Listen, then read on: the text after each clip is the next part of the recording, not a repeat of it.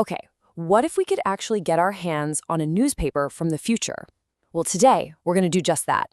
We're deconstructing this, a single edition from January 12th, 2026, to see what it tells us about where we might be headed. Let's dig in and see what's making news. I mean, it's a pretty cool thought, right? What would the headlines even be?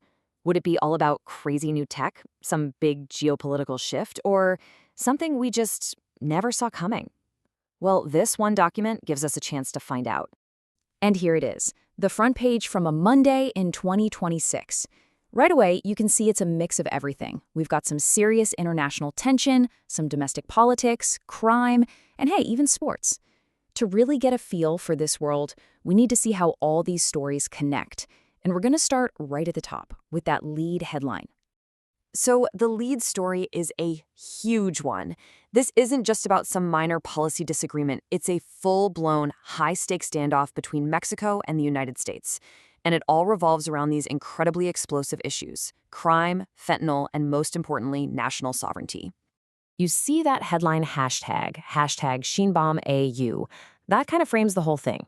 The story is all about President Claudia Sheinbaum defending Mexico's right to handle its own affairs, pushing back against threats from the U.S. to basically intervene and combat the drug cartels. And the article pulls out this one quote from President Sheinbaum that just says it all. With the United States, we coordinate, we collaborate, but we never subordinate ourselves. I mean, that's a powerful statement. It's a declaration that they'll be partners, sure, but only as equals. It's a very clear line in the sand. The paper even has an opinion piece that really digs into the legal side of this. It brings up the concept of jurisdiction, which is basically the area where a government's laws actually apply. The argument in the column is simple. U.S. authority ends at the U.S. border. They can't just cross over and start making arrests. And this really lays out the two sides perfectly. You've got Mexico on one side saying sovereignty is not up for debate and that fentanyl is a shared problem. They're telling the U.S. to look at its own consumption issues. Then on the other side, you have the U.S. talking about direct intervention, focusing on enforcement, and essentially blaming Mexico for the trafficking. It's just two totally different ways of looking at the exact same crisis. So while the president is fighting that huge battle on the world stage, this newspaper pulls back the curtain on a really fascinating power play happening right at home. It's a move to tighten her grip on her own ruling party, Morena.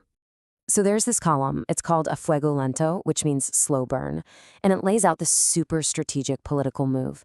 See, with midterm elections coming up in 2027, the president is making a play to get some of the party's most powerful regional bosses in line. And here's the play-by-play. Step 1, a new order goes out. Anyone in government who wants to run for office in 27 has to resign from their job right now. Step 2, the official reason is to stop people from using public money to fund their own campaigns. But step 3, the real target, it's those powerful state governors who are trying to just handpick their own replacements. The column has this great name for them, caballos desbocados, which means unruly horses. And it's not shy about naming names. It points a finger directly at governors and political families in several states whose local power is being hit head-on by this new rule. It is a classic move to centralize power. Okay, so we've seen the international chess game and the internal power plays. But what's the government actually doing for people on the ground? Well, the paper shows this really interesting two-pronged approach, focusing on security and social programs at the same time. First, on the security side, there's a big report from the Security Cabinet. They're announcing a major win. They've captured the people responsible for assassinating a former mayor. This is them showing, hey, our strategy is getting tangible results. And to really drive that point home, President Sheinbaum is quoted citing this one key statistic, a 40% reduction in homicides across the country, and she's tying it directly to her administration's security strategy. That's a huge number to put out there. But then, on the very same day, they're also celebrating this number, 660 million pesos. And get this, that money isn't for weapons or police. It's the investment going into fixing up a single public hospital. It's a really clear signal of that parallel focus on social welfare. And that spending is just one piece of a much bigger thing called Plan Michoacan. It's everything from massive infrastructure projects like highways to direct social support like scholarships. The message they're sending is pretty clear. They believe you have to fight for security and social progress at the exact same time.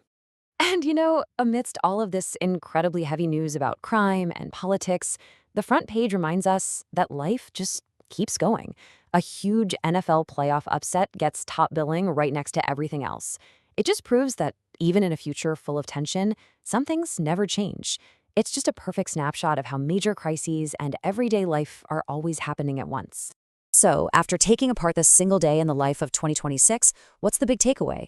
What does this little snapshot of a possible future really tell us about the pressures and priorities that are shaping our world right now? When you put it all together, what do you get? This glimpse into 2026 really shows a nation wrestling with three huge things at once: trying to assert its independence on the world stage, a leader working to consolidate political power at home, and a government fighting a tough two-front war for both security and social progress.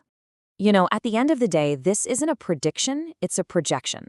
All of these fictional stories are built on trends that are very real today, in politics, in security, in international relations.